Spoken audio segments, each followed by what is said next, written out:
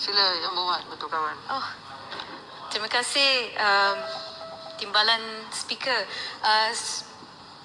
Kita semua sedia maklum bahawa dalam kes seorang child pornographer, Richard Huckle, yang telah ditahan di Gatwick Airport pada tahun 2014, maklumat telah diberikan oleh negara Australia kepada pihak polis dan juga kerajaan Malaysia mengenai aktiviti-aktiviti pornografi, sumbang dan juga rogol kanak-kanak di Malaysia pada masa itu.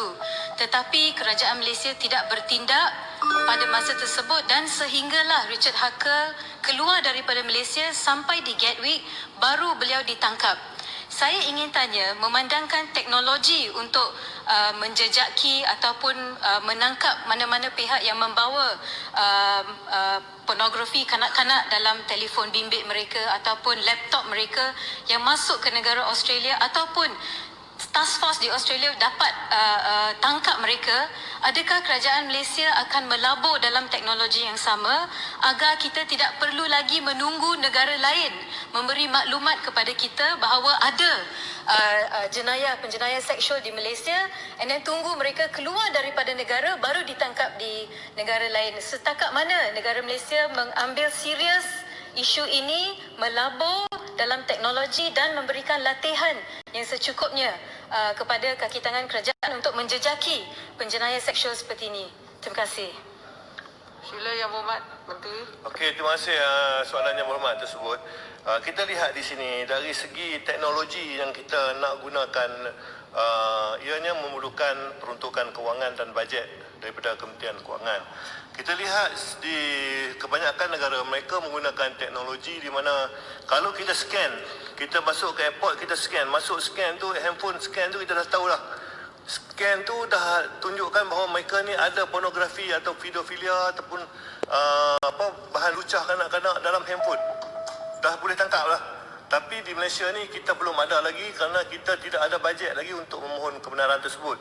Tetapi jika kerajaan membenarkan, maka kita ada fund, USB fund yang kita peruntukkan untuk internet luar bandar saja.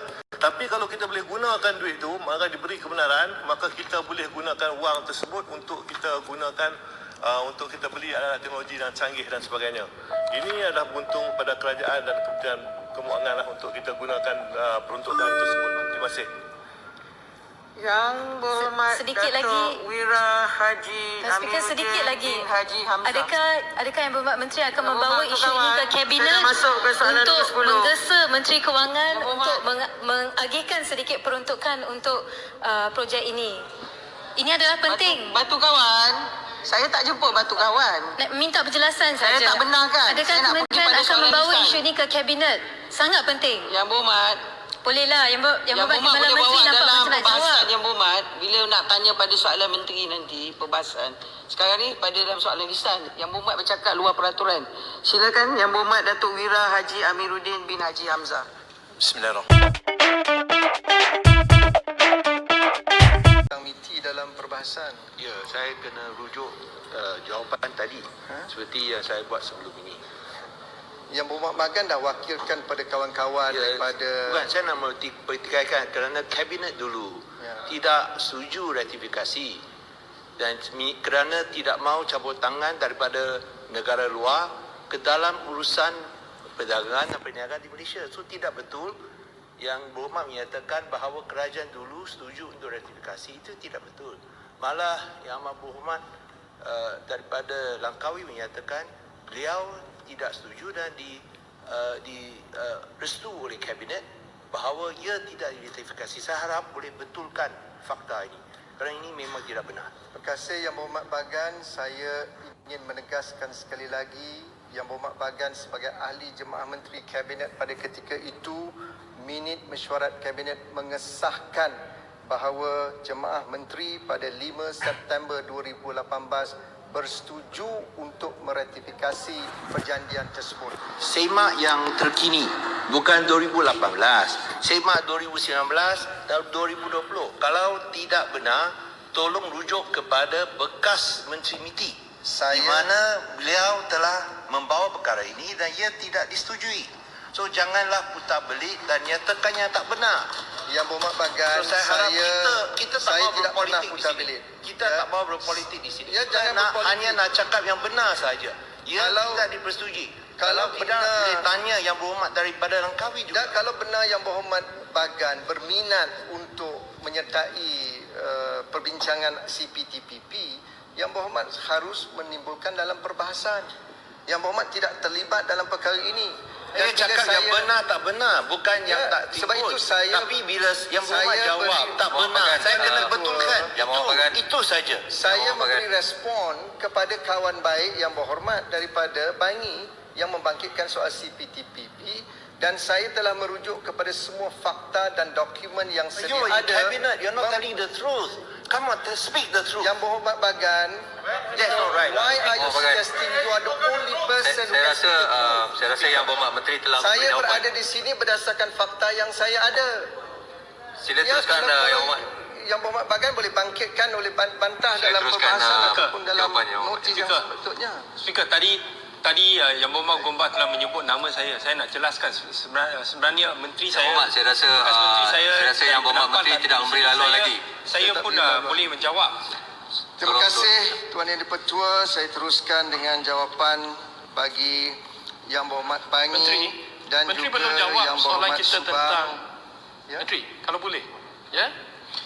Nampaknya YB Bagan dah Twitter version lah, ya, tentang isu ni. Bolehkah YB Menteri bagi undertaking kepada Dewan Yang Mulia ni untuk memberi historical fact, apakah position negara kita dalam isu perkara ni? Saya Boleh rasa tak? perkara itu telah pun dijawab. Terima kasih Tuan Yang di-Pertua yang cukup arif mendengar dengan tekun jawapan saya berbanding dengan yang lain-lain ini. Yang Berhormat Saja yang berkaitan dengan konsep ini. Yang kedua itu saya rasa ada jawapan di belakang kemudian berkaitan apa yang dibangkitkan. Yang pertama sekali berkaitan dengan akses kepada internet. Sebab itu saya sebut tadi bahawa antara cabaran utama yang kami hadapi di KPM adalah apabila melihat akses internet kepada pelajar-pelajar, khususnya pelajar di luar bandar, termasuklah pelajar orang asli di mana mereka tidak mempunyai akses dan terus berjauhan dengan sekolah dalam tempoh PKP tersebut. Dan inilah antara pendekatan yang kita ambil dalam tempoh tersebut, melihat pada kaedah penghantaran bahan pembelajaran dan juga menggunakan TV pendidikan, menggunakan radio pendidikan dan sebagainya. Namun untuk perancangan jangka masa sederhana dan jangka masa panjang, pihak KPM sedang melihat secara menyeluruh kaedah yang terbaik bagi membolehkan sekiranya keadaan ini berlaku lagi, kita telah bersedia dengan pendekatan yang holistik bagi memastikan tidak ada pelajar ketinggalan jika berlaku lagi kes seperti ini pada masa-masa yang akan datang.